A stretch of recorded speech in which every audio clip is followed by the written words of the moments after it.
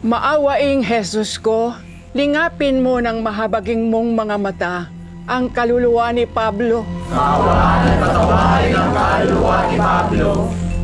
Hindi pa alam ng kaluluwa kung saan siya pupunta. Hindi pa rin siya natatahimik.